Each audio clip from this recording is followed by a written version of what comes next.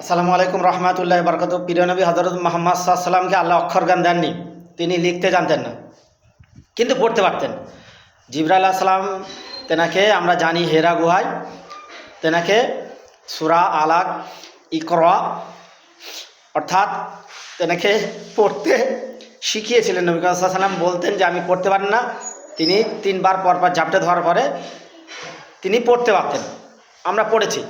কিন্তু নবী করিম সাল্লাল্লাহু আলাইহি ওয়াসাল্লাম সিগনেচার করতে পারতেন বা না বা করতেন না, এর অনেকগুলো কারণ রয়েছে। তাফসিরের কেতাবেও এসেছে, বিভিন্ন কেতাবে এসেছে, এবং মুহাদ্দিস মুফাসসিরগণ এবং মুস্তাহিদ ইমামগণ তেনারাও বলেছেন নবী করিম সাল্লাল্লাহু আলাইহি ওয়াসাল্লাম যদি লিখতেন তাহলে নবী করিম সাল্লাল্লাহু আলাইহি ওয়াসাল্লাম তাহলে নিঃসন্দেহে বিসমিল্লাহির রহমানির রহিম বলে লিখতেন। বিসমিল্লাহ অর্থাৎ আল্লাহর নামটা নিচে থাকতো, আর নবী করিম সাল্লাল্লাহু আলাইহি ওয়াসাল্লামের যে কলম অর্থাৎ উপরে থাকতো। ওই জন্য নবী করিম সাল্লাল্লাহু আলাইহি ওয়াসাল্লাম পছন্দ করতেন না যে আল্লাহর নামটা নিচে থাকবে, নবী করিম সাল্লাল্লাহু আলাইহি ওয়াসাল্লাম উপরে থাকবে, এইটা পছন্দ করতেন না নবী করিম সাল্লাল্লাহু আলাইহি ওয়াসাল্লাম। ওই জন্য তিনি লিখতেন না, এটা একটা কারণ রয়েছেন, মেবি হতে পারে। তো আর একটা কারণ হচ্ছে নবী করিম সাল্লাল্লাহু আলাইহি ওয়াসাল্লাম তিনি যখন কোথাও রাষ্ট্রপ্রধানদের কাছে চিঠি পাঠাতেন, ইসলামের দাওয়াত পাঠাতেন, তখন তিনি লিখে সেই চিঠির ওখানে নবী করিম সাল্লাল্লাহু আলাইহি ওয়াসাল্লাম যে হাতের রূপার আঙ্গুটি ছিল, রূপার আঙ্গুটিতে তিনি নবী করিম সাল্লাল্লাহু আলাইহি ওয়াসাল্লামের নাম খোদিত থাকতো, সেটা তিনি এরকম স্ট্যাম্প মেরে দিতেন।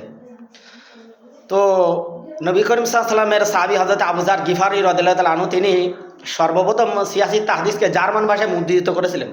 আর আমরা জানি জার্মানির গুটেনবার্গ তিনি ছাপাখানা আবিষ্কার করেছিলেন। ওই গুটেনবার্গ জার্মানির তিনি নবী করিম সাল্লাল্লাহু আলাইহি ওয়াসাল্লামের সেই হাদিস রিসার্চ করে করে, স্ট্যাম্প মারা হাদিসটা রিসার্চ করে করে তিনি ছাপাখানা আবিষ্কার করেছিলেন। এটা অনেকে হয়তো গ্রাহ্য না করতে পারে, কিন্তু বাস্তব সত্য এটাই।